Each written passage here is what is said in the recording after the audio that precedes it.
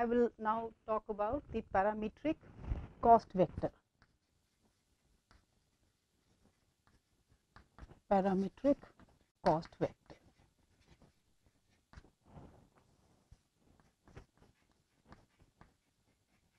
So, I told you that this is nothing but the dual of the parametric right hand side problem, but we will handle it independently. So, the problem would be minimize z lambda equal to c plus lambda c star transpose x subject to a x equal to b x greater than or equal to 0.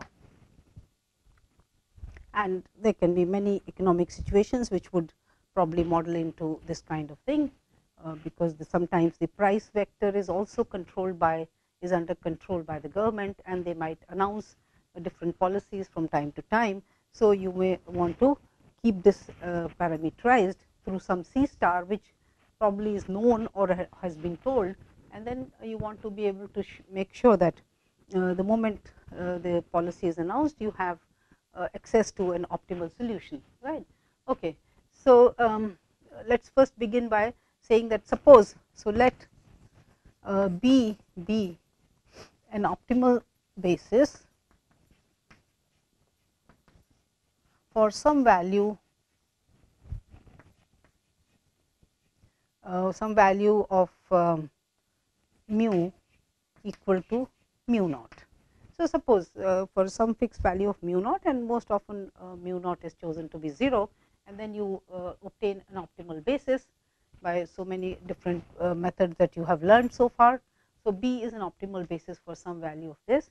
So, then it is also feasible, it is optimal for mu equal to mu naught, and you want to now say that, so therefore, the relative cost here,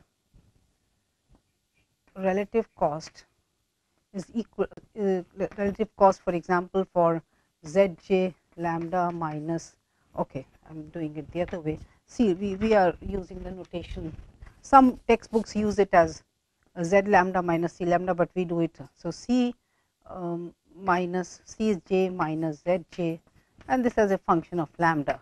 So, this would be in our case c j plus lambda c j star bar, right, which we write as c j minus z j plus lambda c j star minus z j star, right, because here the z j star is computed with respect to the c b star, and this is computed with respect to c b. C b b inverse a j, and this will be c b bar, c b star, b inverse is the same. So, this will be computed with c b star b inverse into a j. So, this is the thing, right, right. So, then you want this to be greater than or equal to 0. And why am I writing lambda? It should be, I am using the parameter mu here just to distinguish from the right hand side case. So, mu equal to mu naught. So, this will be then mu, okay, mu, and so here also this will be mu, right. So, in fact, right now we are having this as a mu naught, and this is mu naught, because for some fixed value of mu naught, this optimality criteria is satisfied, okay. And now let us define. So, let the same way we will define an upper value for mu naught and a lower value. So, the same basis, since it is feasible, let us say for what values of mu other than mu naught, the optimality criteria will be satisfied. And so, we say that if c j star minus z j star is greater than 0, then this implies that your mu naught is greater than or equal to minus c j minus z j upon c j star minus z j star, right, with c j star minus z j star greater than 0. So, in that case we can immediately, that means if I take mu to be lower, this, let me again define it as mu greater than. So, this lower bar with respect to B, I take the value as maximum of all such for which Cj star minus Zj star is positive, max of minus Cj minus Zj upon Cj star minus Zj star, such that Cj star minus Zj star is positive. Okay, so I define mu bar because as long as this thing is positive for all values of mu greater than mu b bar, this number is the inequality, the optimality criteria would be satisfied. Similarly, you will define your mu upper bar as minimum of minus Cj minus Zj upon Cj star minus Zj star, and your Cj star minus Zj star is less than 0 in this case. So accordingly, and so therefore we will now define, now see, the thing is that you expect that mu lower bar is less than or equal to mu upper bar, right. If that doesn't happen, that means the basis is not optimal. It will never be optimal because the interval is empty for the basis B. But here we have started with B as an optimal basis for mu equal to mu naught. So in our case, this is true, and in fact mu naught is a element of this interval which we call as the characteristic interval. So if this happens, then we say that mu b lower bar, mu b upper bar is the characteristic interval with respect to the basis B. Okay. This is the characteristic interval, and as we saw, it can be empty, but in that case there would be no optimal basis B. So therefore, if I just want to consider for some basis a characteristic interval, it is possible that the characteristic interval for any basis need not be non-empty, right. So that is one thing, and secondly, so this is the interval. So now we are saying that this may be empty,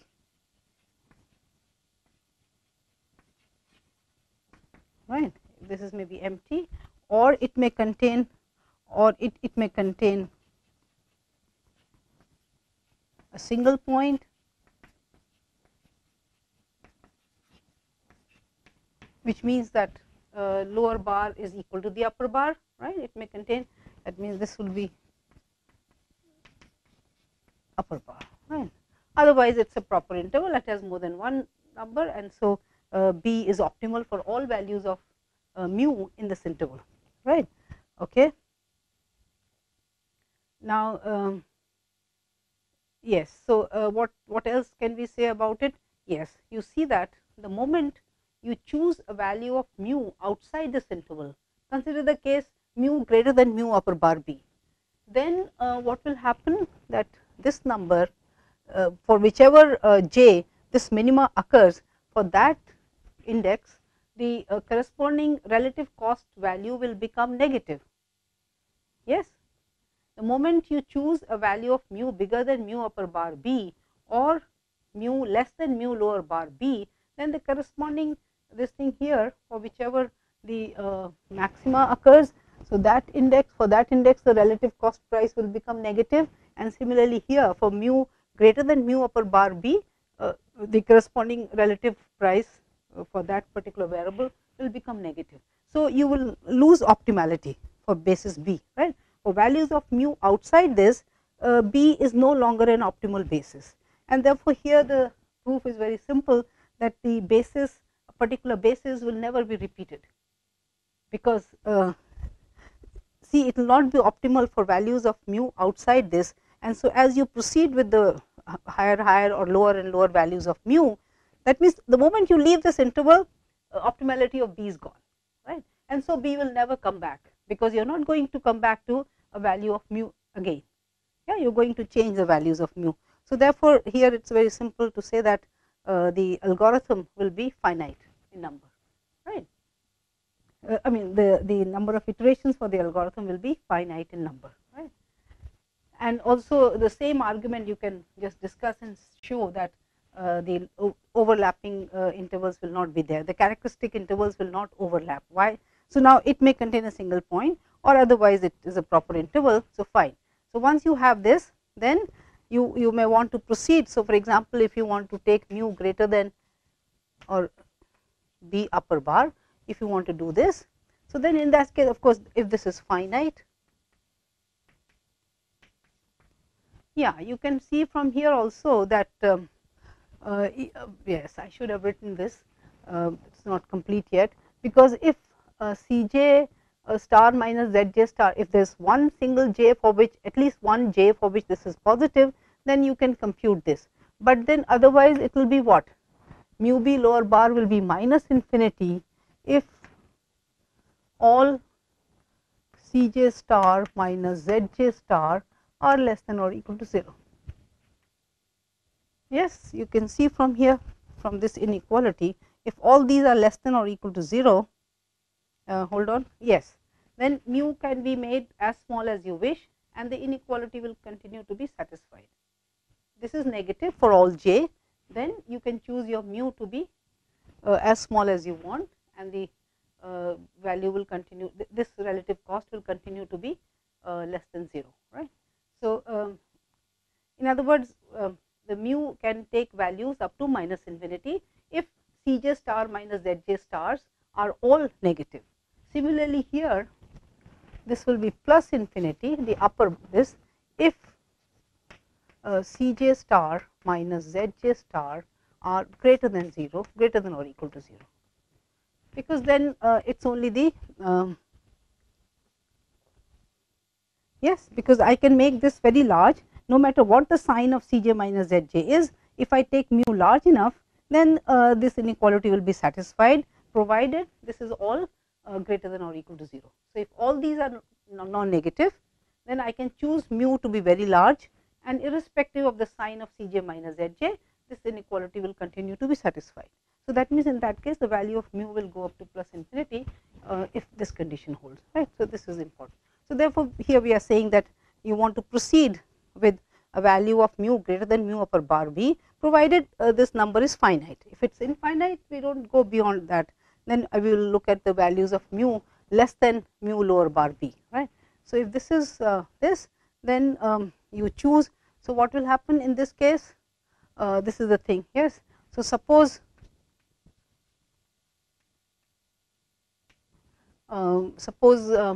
minus Cs minus Zs, I hope you can, let me write it carefully, Cs minus Zs divided by Cs star minus Zs star is equal to mu upper bar b.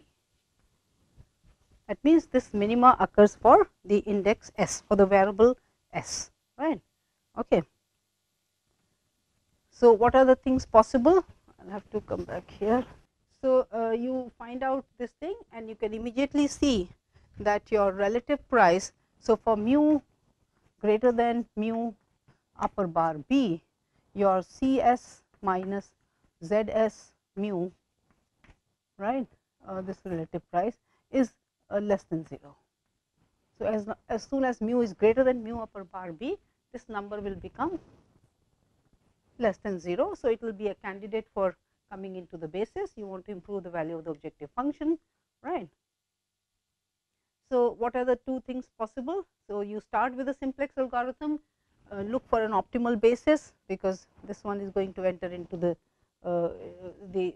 variable xs is going to become a basic variable, right. So then either, yeah, so in that case, see, you may encounter, so as you proceed with the simplex algorithm, you may encounter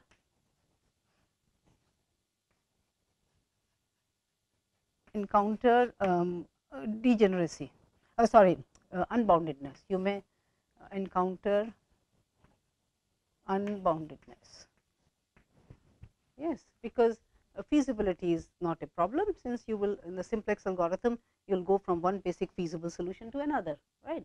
So, once you enter you try to enter excess into or you try to make excess a basic variable, then you may encounter unboundedness, right, which means that because this thing is anyway less than 0, which means that is your y s is less than or equal to 0. Your y s is less than or equal to 0. So, in that case, what will you conclude immediately? Because for mu greater than mu upper bar b, this is less than 0, and it will continue to be less than 0 for all mu greater than mu upper bar b, and if the corresponding column underneath is less than or equal to 0, this implies that for this interval, sorry, this will be open, because for upper bar b you have b as an optimal solution. So, this implies that this is the open interval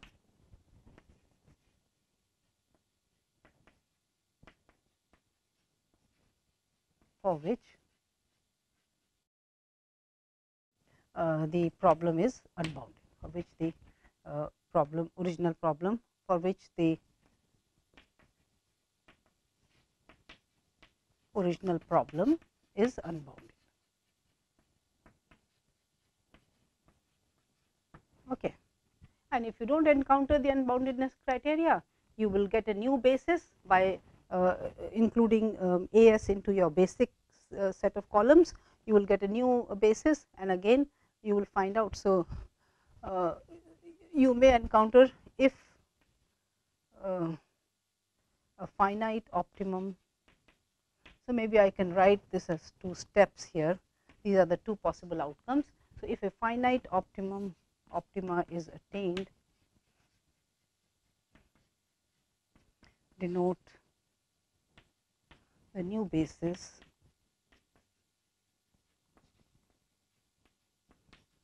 by b bar. And remember, I have not used the word adjacent very often, but when describing the simplest algorithm, of course, we define adjacency and so on.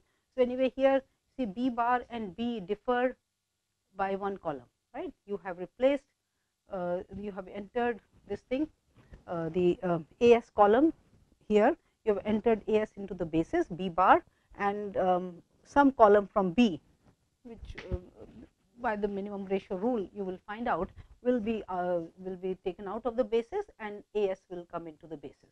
So, this is your new basis, right, and then accordingly, so then compute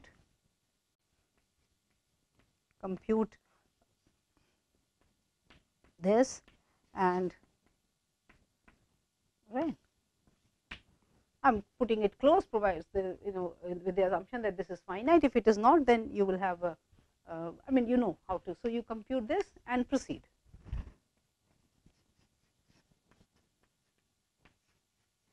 Right.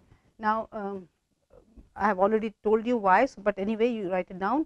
So, show that, so this is a question, show that mu upper bar b is equal to mu lower bar b bar. Okay. That means the intervals, the characteristic intervals that you obtain will not be overlapping, and also we already showed you that the number of intervals will be finite, because the number of bases is finite, since a basis will not be repeated for since you are changing the values of mu at each iteration. So, the number of intervals is finite, and there will be open intervals on 2 ends of the. So, when you are partitioning the real line, so there will be some closed intervals and some open intervals. So, the open intervals will always figure at the 2 ends of the real line, right. Okay. So, that shows you how to continue with this. Now, of course, the question is, so we still have to answer the question as to how to begin with the how to get a starting. See, this was all done with the assumption that b, you already have a b for some fixed value of mu, which is an optimal basis, and then I know how to proceed. So, the one more aspect of this algorithm that needs to be fixed is how do you start with it, how do you begin the algorithm, right, basically. So, let us do that. Yes, this is to point out that instead of writing the interval as mu b bar infinity, I wrote the interval as infinity mu b bar. So, please, while going through the lecture, kindly replace infinity comma mu b bar by the interval mu b bar comma infinity. Thank you. Okay, so how to obtain? Now the question is,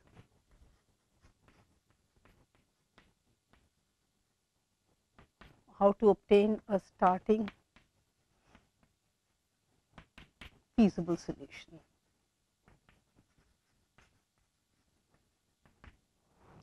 So, how do you obtain a starting feasible solution? Fix a value of mu,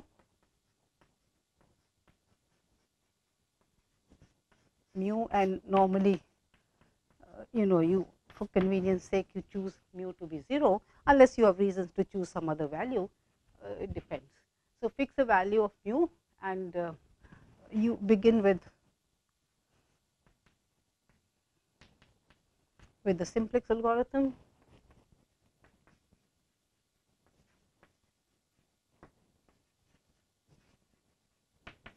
Or one of its variants, or now you know enough of one of its variants, right. It may be that the situation is tailor made for the dual simplex algorithm, or you can give the primal dual, whichever is convenient, or one of its variants.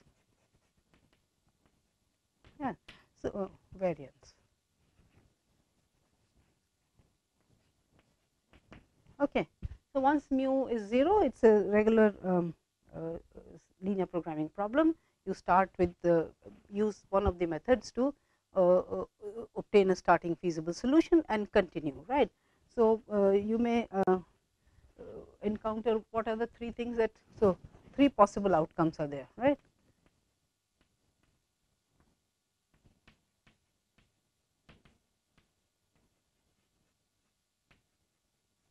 Three possible outcomes.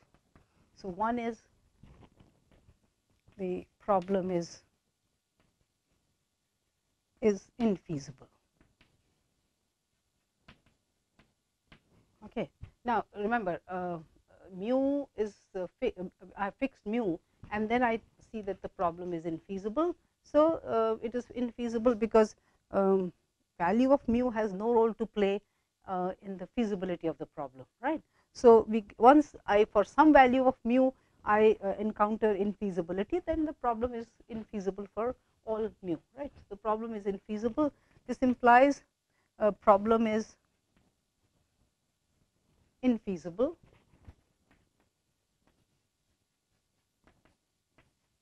for all mu. Yeah, because you are trying to find a feasible solution for A x equal to B x non-negative. So, that has nothing to do with the value of mu. So, for any value of mu, it turns out that the problem is infeasible. It is going to be infeasible for all mu. Right. Second, you find a basis B for which the optimal value is finite. Right. Then you already know, I have spelled out in detail that once you have an optimal basis for some value of mu, then you know how to proceed, right. So, is finite, then proceed as detailed above. As detailed, I have given you the details above. Okay. And the third thing is, of course, you encounter. So, the third would be degeneracy is encountered. Okay, not written correctly. I will rewrite, is encountered.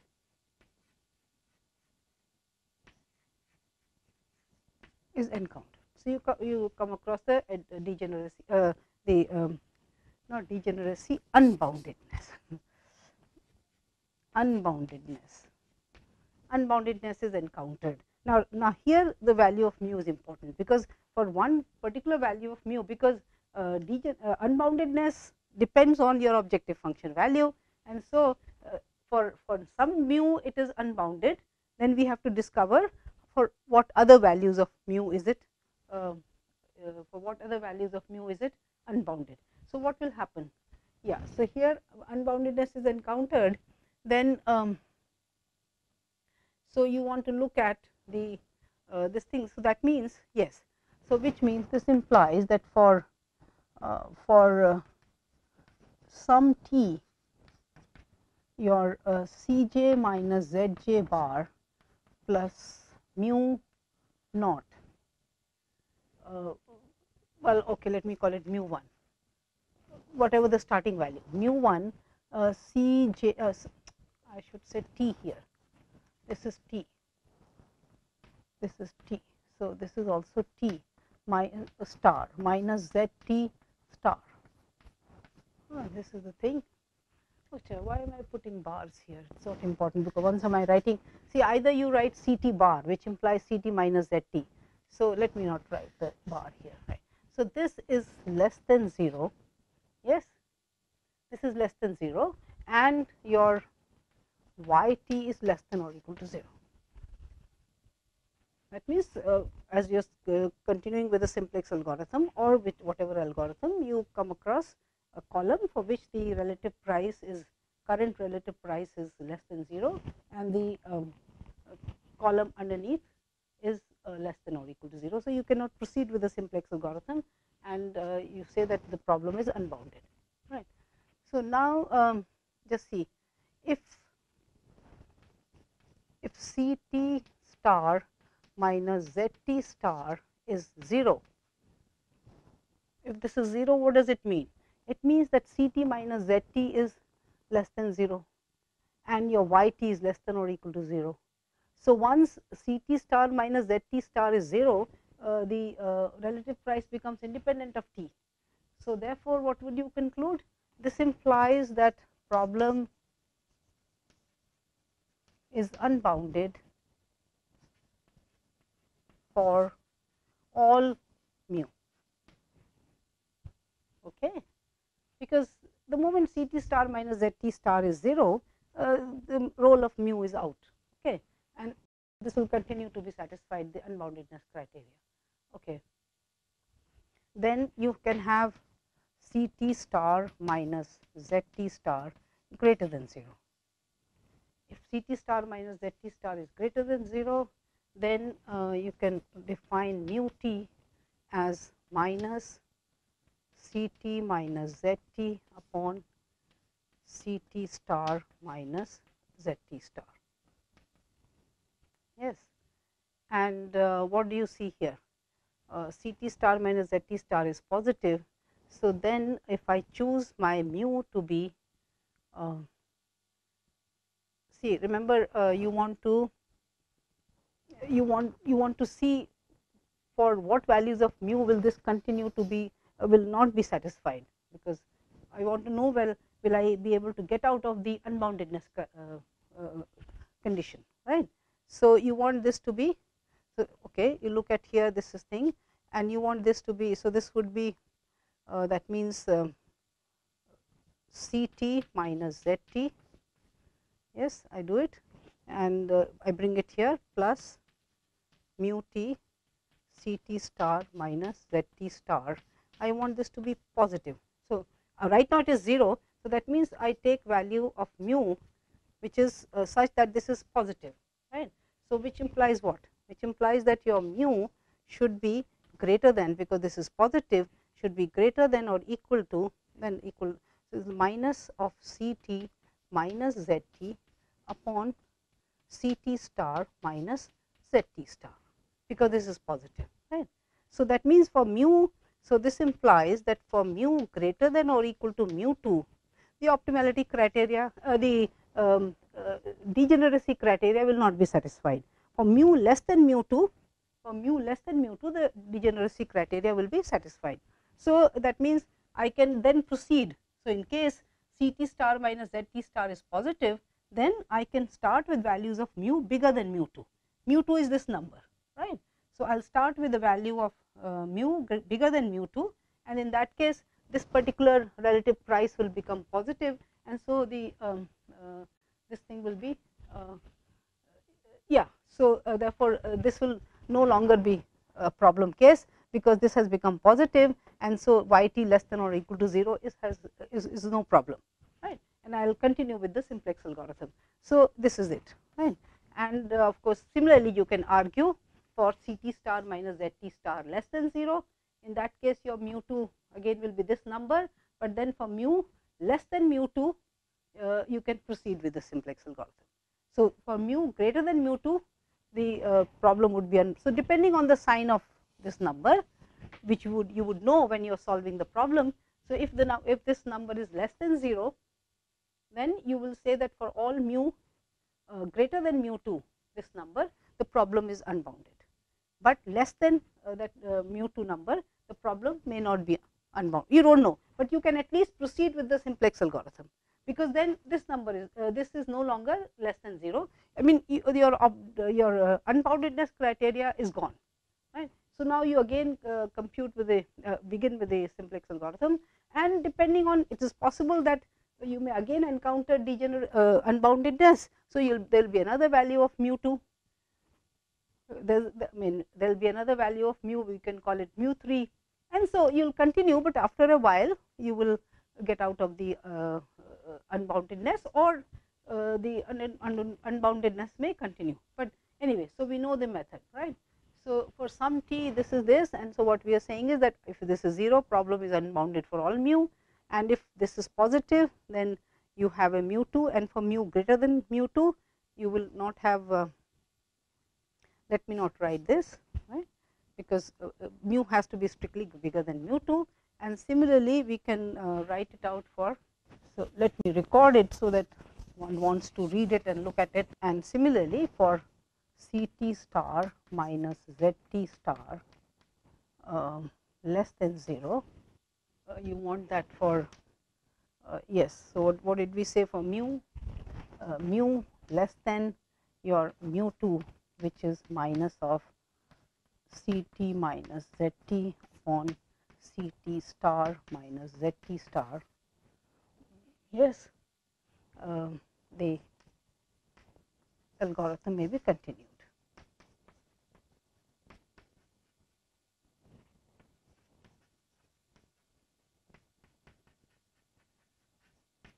Okay. So, you continue with the algorithm, and so in any case all the stumbling blocks are over, you know how to handle each situation, right. So, let us now look at an example, and then if something is left out here, hopefully we can cover it in that case. So, the problem is stated here. This is your C, and this is your C star, okay. And so that means this corresponds to minus Z, and this corresponds to minus Z star. And then right now this is the tableau, so it shows you, see, immediately you see that x1, x2, x3 is a feasible solution, because the right hand side. So, in this case we do not have the problem of having to first find out a starting feasible solution. I had done it in the parametric right hand side case. So, I thought in this case I will just begin with the simpler problem. So, here x1, x2, x3 is a starting basis. Since the prices are all 0 here, CB and CB star, therefore, the Cj minus Zj's are also the relative prices. That means Cj minus Zj's, because Zj and Zj star are all zeros here, right. So, this is the thing, right. Now, I thought this problem I will solve by using the inverse tableau technique. So, let us see, this represents your starting basis. So, the basic values are right now 1, 3 and 7, objective function values are zeros, and your basis is x1, x2, x3, and the inverse tableau is all identity, because this is identity and this is this, right. So, this is the starting thing. Okay. Then you can check here, okay, is optimality satisfied?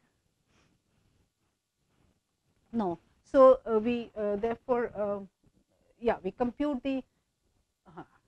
So, these are the actually these are, as I said, these are the relative prices, right. So, from here you see that for the positive one you will compute what will you compute. So, I have written them that is for the other one. So, that is the second tableau. We will do it right here. See here the ratio would be 6 for positive one, which will give you the lower value of mu, and here this is minus 12 upon 2, which will be minus 12 upon minus 2, which is 6. So, the that means your, in this case, your mu b lower bar is mu b upper bar, which is equal to 6. So, this is a singleton case. I hope this is clear, because you see these are your relative prices with respect to C and C bar, C star, since your matrix is identity matrix, the basis matrix, and these are zeros. So, your CB inverse is 0. So, simply Cj minus Zj's are simply Cj's. So, therefore, for the positive one, there is one positive one. So, here this is 6 upon 1, which is 6. So, the lower value is 6, because only one positive, and for negative ones you have minus 12 upon minus 2, which will be 6, and minus 30 upon 3 would be 10. So, the lower number, remember, for the upper this thing you need the minima. So, the minima would be 6. So, therefore, this is a singleton. So, that means your basis, what we are saying here is that x1, x2, x3 is the basic variable, basic solution, is the basic solution, basic feasible solution, you can say, basic feasible solution, right, and it is optimal for lambda equal to 6. So, I did not have to do any extra effort to compute the starting basis. I got it by inspection from here only. I could get an interval which, see, if this interval was empty, that means if this value was bigger than this value 6, then this interval would have been empty, a vacuous interval, and then I would have concluded that B cannot be an optimal basis for any value of mu. But we were lucky, we got one value of mu, for which again I am writing lambda, because this is mu is equal to 6. Okay. So, this is the optimal solution, and therefore, when you have to now a choice of considering mu greater than 6 or mu less than 6. So, suppose we continue with this one. If I do this, then this number, your C5 minus Z5 with respect to mu, this will become negative. Yes, because if mu is bigger than 6, this will become more than 12. So, 12 minus something negative, which is more than 12, will be negative. So, that means your this x5. So, for mu greater than 6, x5 becomes a basic variable. Okay. So, x5 becomes a basic variable, and we then, this next table will show you how to. So, here x5 becomes a basic variable, and then the idea is that you should be able to x5. Yeah, if you, let me see if I am considering this thing for.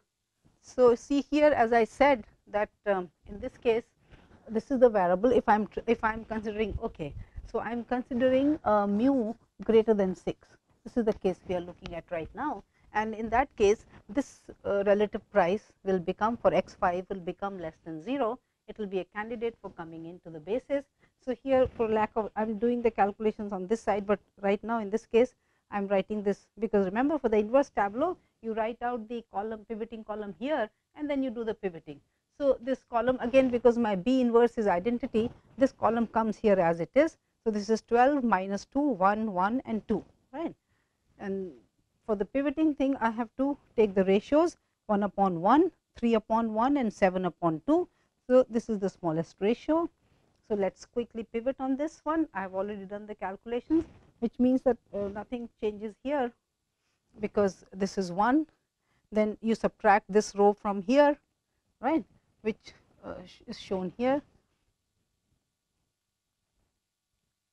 Oh, it should be 2. Yeah, sorry, because you are subtracting this from here. So, this will become 2. I am sorry, this is 2. Okay, fine. and then you are subtracting twice this from here, right. So, twice this from here, so that should be 5, this is okay. So, this one is 5, and then you want to multiply this by 12 and subtract. So, this row you multiply by 12 and subtract. So, what will it become? Yes, it shows here, right, because this will not change, it is only 12 here. So, you minus 12, that becomes minus 12, and the objective function value will also, this is 1 here, you are multiplying by 12 and subtracting. So, your minus z is minus 12, right, and then you want to multiply this by 2 and add. So, when you multiply by 2, this becomes 2, right, and this will become 2, and this is 0. So, and then of course, and we have done the pivoting here. So, this is your new tableau, this is your new tableau, okay, the inverse tableau.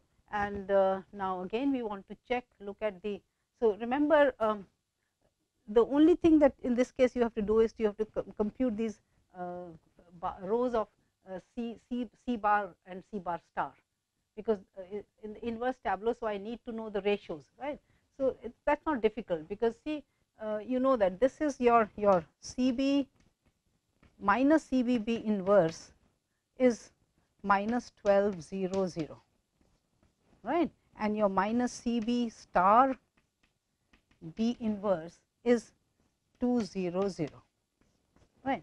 So, you need to compute, say for example, C1 minus Z1 mu, I am saying here, right, whatever the notation. So, this would be simply your C1. So, the original this thing I have with me, that is 0. So, that is 0. So, I simply need minus Z1, yes, minus Z1 whatever the value of mu. So, minus Z1 would be what, and so this is equal to minus Z1 minus mu Z1 star, this is what you have, right. So, so what is minus Z1? Minus Z1 is simply minus of CB star B inverse. So, I have just this and multiplied by the column for the A1. So, this is only first entry here. So, the first entry is yeah, so minus 12. So, this is minus 12. Similarly, the first entry of star thing is here, right. Then 2 and 3 are basic variables. So, this is 0, and for x4, what is your column? Your x4, the column is minus 1, 0, minus 3, yes. So, you need to, let me just again show you the calculation. So, if you want to compute, yeah. So, okay, let me write C4 minus Z4 only. So, C4 minus Z4, C4 is minus 6. So, this is minus 6, and then this is minus, so this which becomes this, which is plus minus 12, 0, 0 times the column which is minus 1, 0, minus 3. So, okay, minus 1, 0, minus 3. So, that becomes plus 12. So, this becomes 6. So, plus 12 minus 6, that becomes 6, right. And similarly, you can compute minus 1, and then you can compute 42 and minus 5, yes. So, now you want to compute the, that means for the new basis, the new basis consists of the basic variables x5, x2 and x3, yes. For this set of basic variables, now you compute the lower and upper limits for the mu, such that this basic solution, basic feasible solution is optimal. So, here for the positive one, the ratio would be 6, yes, I am writing here. Then for the negative ones, this is 6 and 42 by 5. So, here again the new basis is optimal, because this is a smaller minimum and this is a maximum, there is only one entry here. So, therefore, what we have concluded is that the new basis is again optimal for a single value of mu, right. So, that is the conclusion. So, for mu greater than 6. So, well, okay. So, well, we have that the basis or the basis, should I say A5, A2, A3 is optimal for, I should have said here this, for mu equal to 6 only. So that means I still have to then proceed further, right. So in a way you can say that maybe I would not yeah, okay. So that's it, fine. So then but what will you do now, because you have a new basis, so you have to again check. So for now again you want to look at mu greater than or equal to 6. So in that case this will be a candidate for entering the basis, right, x4. So x4 is to become a basic variable. Okay, x4 is to become a basic variable, and I already have this numbers here. So what I'm showing you is well, okay, why am I choosing 6 minus 1 and not minus 12 2? What is happening for x4? Yeah, because you see here I'm choosing yeah, okay, fine, yeah, this is okay. This is your x4. This is your corresponding to x4. This is the thing. So yeah, just to minimize the space thing, I'm doing it this way. 6 minus 1, right, and the corresponding column is for x, I mean the y4. The y4 column we have to write down. It's minus 1 1 and minus 1. Okay, now a4 you have to write down. So because your basis the inverse has changed. This is your new inverse. If you want, we can do the calculation quickly. So what is your a4? So y4. Y4, this is, see, 1 0 0 minus 1 1 0 minus 2 0 1, and the original column is minus 1 0 minus 1 0 minus 3. So this comes out to be minus 1, and then this would be plus 2 minus 3. So this one is 0 because oh, okay, no, this is 1, this is 1, and then this will be 2 and minus 3, so minus 1. So this is your y4. So minus 1 1 minus 1, and these are your relative prices with respect to the C and C star. So then you want to pivot here, and the pivoting element of course will be just this. Okay, and calculations are not difficult, because what you have to do is simply add this row to this and add this row to this. So that should be immediately. So here this becomes 0 0, yeah, and this becomes 1 and 0. This becomes 3, yeah. So this calculations you have to just correct. So this is 3, yeah, and this would be 2. So this will also change because you again adding. So this becomes 7. Okay, this is 7. So this becomes 0 1 0. Then you add this to this. So then this will be 0 1 and 3. Why is it? Sorry. You have to add this to this. You have to add this to this. So this becomes this is 0 1 1 and 1 0. So this is what you have, right? Okay, and 6 times you subtract. 6 times this row you subtract from here, and you can verify that this is okay. These are the calculations. Yeah, the only thing is that yes, you are multiplying by 6. So so this is 2, and you're multiplying by 6 and subtracting. So 12. How come I have minus 6 here? This is not correct, because you have 6 times you have to subtract. So minus 24. It will become minus 24. Sorry. Right, and then you're just adding. So this will become 4. See, the number that has not changed. It's just that, yeah. Okay, so this is 4. Yeah. So I'm glad that the corrections have been made.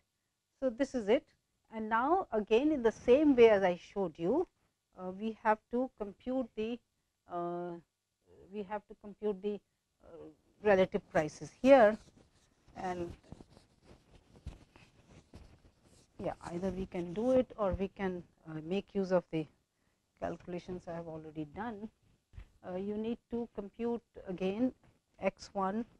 So your basis consists of x5, x2 and x3. So actually I need to compute them for x1, x4 should become positive, and x6. These are the things, right? Okay, because I know that my basis consists of x5, 4 and 3. Okay, this basis I entered x4, so x4 replaced x2. So okay, so this is, that means I don't have to consider this. I have to consider x1, x2, and but that's it. These three I should need to compute. X1, x2 and x6. So quickly let's do it. And so this is your this thing.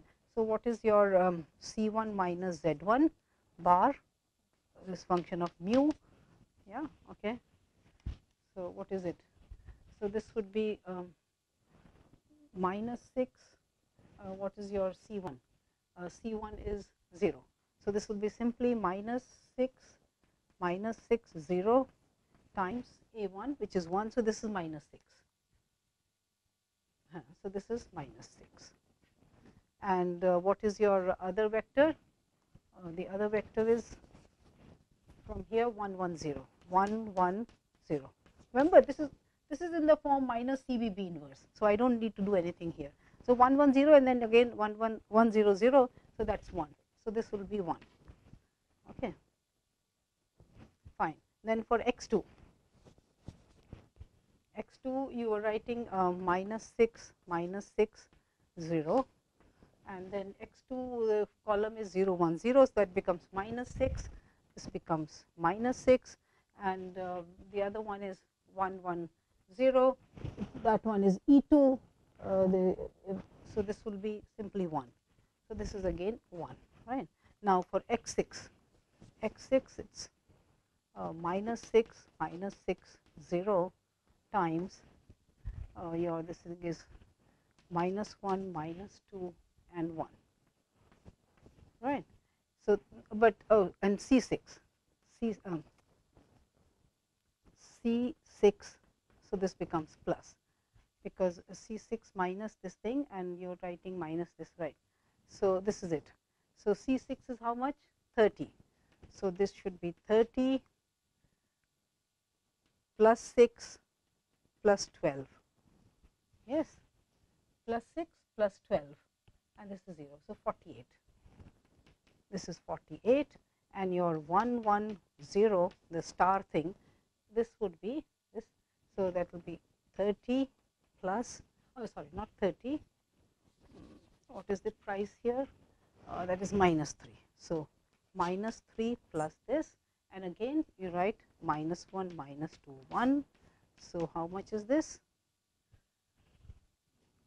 Minus 3, then minus 1 and minus 2, minus 3. So minus 6. So this becomes 48 minus 6. So these are, so the ratios here would be 6 6, and this would be 8. Or see, the idea is that you write the upper thing here, 8. So immediately you see that the new basis that you have, which consists of the basic variables x5, x4 and x3. So for this set of basic variables, your interval now is, so that means the characteristic interval is 6 and 8. Okay. So this is the characteristic interval. Before that you had a singleton, this, and below 6 we have yet to consider. So these are the two characteristic intervals that you have obtained, right? And yes, that part I did not complete with you. So right. So therefore, now if you want to consider, so for mu greater than or equal to 8, immediately you know that, because this is the only value, right? These are the lower things. So here x6 becomes a candidate for coming into the basis, right? And I have shown the thing here. So we need to compute this for, okay, what I can do is I can simply show you the, so this is out, well, okay, this is your basic feasible solution. So what we need to do is, so I have written out 48 and 6 were the, acha, acha. I wrote out the numbers, and yeah, okay, that's okay. It should have been minus 6. Sorry. This should be minus 6, right, because that is the upper limit. So 48 minus 6, and this is your y6. So this is the thing now, and let's quickly, the pivot element would be simply this, because this is the only positive one, and so we pivot on this, we make zeros here, we make zeros here. So the new tableau, if I want to write down 48 minus 6 minus 2 minus 1, and this is 2. So let me quickly show you that the inverse tableau would be, so here, okay. So this is your minus z star, this is this, and so this I am showing you after pivoting. So this table is after the pivoting, okay, and the numbers are 1 0 66 minus 30 minus 24 0 1 minus 8 4 3, okay. This number becomes 198. I'll check, and then we'll correct it in the next lecture if possible, because since I made the correction here, so the calculations have to be carried forward. And your new this thing is x5, x4 and x6, because x2 gets replaced, x3 gets replaced by x6, and the basis inverse, this calculation is okay, are 0 0 0 0 0 0. This is minus 3 minus 5 by 2 and minus 3 by 2. This is 2 3 by 2, 1 by 2, 0 half half. This side also will have to be checked, because I have been carrying it 3, it's actually 2. So we'll make this correction. Right now this is, I am writing it as this without this thing. So this is a new tableau, and you see that here the upper limit is, see this is giving you 8, which is your upper limit here. So the lower limit, because for the positive ones you get the lower limit, that gives you 8. Sorry, I mean the maxima. The maxima would be, this would be, the maxima would be this one, because this would be less than 8, right, 4 7s, 7.2, and this is 8. So this is the upper limit, the lower limit for the new basis, and the upper limit now is mu b upper bar is 8.8, 8 8s are 64, so 0.25. So that means your new characteristic interval is 8.25. Okay, and so we continue with this. Of course, this correction also has to be taken care of, and the objective function values may also be well, they may not change, but since we are pivoting on this element and not on this, so I'll continue with that.